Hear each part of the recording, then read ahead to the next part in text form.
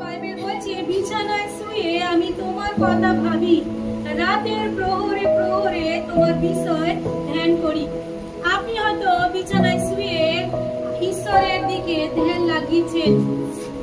আপনার দেহ বিছানায় শুয়ে আছে, আপনার হাত হয়তো কোনো কাজ করে না, আপনার শরীর, সারা শরীরে আড়ষ্ট ব্যথা, আপনার সারা শরীর যন্ত্রণায় ভুগছে।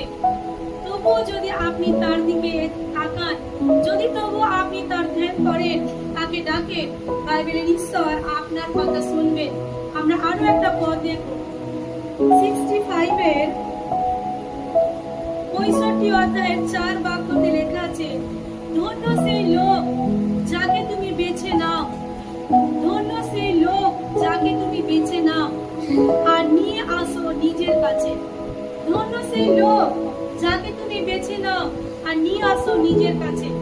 যদি আমরা সংসারকে দেখি, সংসার এই সময় কত মানুষ দুঃখ কষ্ট নিয়ে সময় কাটাচ্ছে।